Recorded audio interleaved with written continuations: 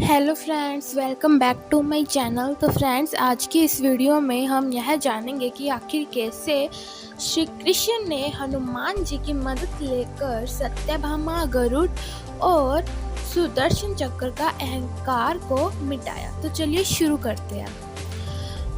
Friends, भगवान श्री कृष्ण को विष्णु का अवतार माना जाता है। विष्णु ने ही राम के रूप में अवतार लिया और विष्णु ने ही श्री कृष्ण के रूप में भी। श्री कृष्ण की वैसे तो 16,108 पत्नियां थी, जिसमें से उनकी 8 पत्नियां थी रुक्मणी, जामवंती, सत्यभामा, कलंदी, मित्रविंदा, सत्या, बृहदा और लक्ष्मणा। इसमें से सत्यभामा को अपनी सुंदरता और महारानी होने का घमंड हो चला था, तो दूसरी ओर सुदर्शन चक्र खुद को सबसे शक्तिशाली समझता था और विष्णु वाहन गरुड़ को भी अपने सबसे तेज उड़ान भरने का घमंड था। एक दिन श्री कृष्ण अपनी द्वारिका में रानी सत्यभामा के साथ सिंहासन पर विराजमान थे और उनके निकट ही गरुड़ और सुदर्शन चक्र भी उनकी सेवा में विराजमान थे। बातों ही बातों में रानी सत्यभामा ने पूछा, हे प्रभु, आपने सत्ययुग में राम के रूप में अवतार लिया था, जिसमें सीता आपकी पत्नी थी। क्या वे मुझसे भी ज्यादा सुंदर थी? भगवान सत्यभामा की बातों का जवाब देते उससे पहले ही गरुड़ ने कहा, भगवान, क्या दुनिया में मुझसे भी ज्यादा तेज गति से कोई उड़ सकता है? तभी सुदर्शन से भी रहा नहीं गया और वह भी बोल उठा कि भगवान, मैंने बड़े बड़े युद्धों में आपको विजयश्री दिलवाई है। क्या संसार में मुझसे भी शक्तिशाली कोई है? द्वारकाधीश समझ गए कि तीनों में अभिमान आ गया है।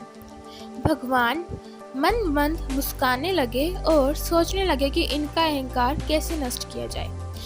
तभी उनको एक युक्ति सोची और उन्होंने गरुड़ से कहा कि हे गरुड़, तुम हनुमान के पास जाओ और उन्हें कहना कि भगवान राम माता सीता के साथ उनकी प्रतीक्षा कर रहे हैं। गरुड़ भगवान की आज्ञा लेकर हनुमान को लाने चले गए। इधर श्री कृष्ण ने सत्यभामा से कहा कि देवी, आप सीता के रूप में तैयार हो जाइए और स्वयं द्वारकाधीश के राम का रूप धारण कर लिया। तब श्री कृष्ण ने सुदर्शन चक्र को आज्ञा देते हुए कहा कि तुम महल के प्रवेश द्वार पर पहरा दो और ध्यान रहे कि मेरी आज्ञा के बिना महल में कोई भी प्रवेश न करने पाए। सुदर्शन चक्र ने कहा, जो आज्ञा भगवान, और भगवान की आज्ञा पाकर चक्र महल के प्रवेश द्वार पर तैनात हो गया।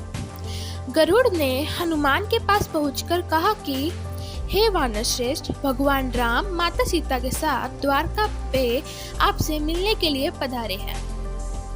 आपको बुला लाने की आज्ञा है। आप मेरे साथ चलिए, मैं आपको अपनी पीठ पर बैठाकर शीघ्र ही वहां ले जाऊंगा। हनुमान ने विनयपूर्वक गरुड़ से कहा, आप चलिए बंधु, मैं आता हूँ। गरुड़ ने सोचा, पता नहीं ये बूढ़ा वानर कब पहुँचेगा। खैर, मुझे क्या, कभी भी पहुँचे, मेरा कार्य तो पूर्ण हो गया।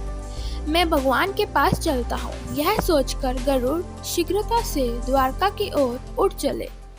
लेकिन यह क्या, महल में पहुंचकर गरुड़ देखते हैं कि हनुमान तो उनसे पहले ही महल में प्रभु के सामने बैठे हैं। गरुड़ का सिर लज्जा से झुक गया। तभी श्री राम के रूप में श्री कृष्ण ने हनुमान से कहा कि पवन पुत्र, तुम बिना आज्ञा के महल में कैसे प्रवेश कर गए? क्या तुम्हें किसी ने प्रवेश द्वार पर रोका नहीं?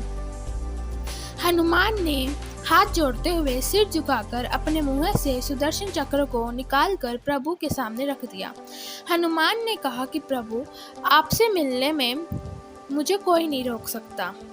इस चक्र ने मुझे रोकने का प्रयास किया, इसीलिए मैंने इसे अपने मुंह में रख लिया। भगवान मंद मंद मुस्कुराने लगे। अंत में हनुमान ने हाथ जोड़ते हुए श्री राम से प्रश्न किया, हे प्रभु, मैं आपको तो पहचानता हूँ, आप ही श्री कृष्ण के रूप में मेरे राम हैं, लेकिन आज आपने माता सीता के स्थान पर किस दासी को इतना सम्मान दे दिया कि वह आपके साथ सिंहासन पर विराजमान है? अब रानी सत्यभामा का अहंकार भंग होने की बारी थी। उन्हें सुंदरता का अहंकार था जो पल भर में चूर हो गया था। रानी सत्यभामा, सुदर्शन चक्र व गरुड़ तीनों का गर्व चूर चूर हो गया था। वे भगवान की लीला समझ रहे थे। तीनों की आंखों में आंसू बहने लगे और वे भगवान के चरणों में झुक गए। भगवान ने अपने भक्तों के अहंकार को अपने भगत हनुमान द्वारा की दूर किया। अद्भुत लीला है प्रभु की। तो फ्रेंड्स, आज की वीडियो हमारी यही समाप्त होती है। तो फ्रेंड्स, अगर आपको यह वीडियो अच्छी लगी तो प्लीज़ मेरे इस चैनल राधा कृष्ण वस्तुओं को सब्सक्राइब ज़रूर कीजिएगा, और अगर आपको मेरी यह वीडियो अच्छी लगी तो प्लीज़ लाइक भी ज़रूर कीजिएगा। एंड राधे राधे।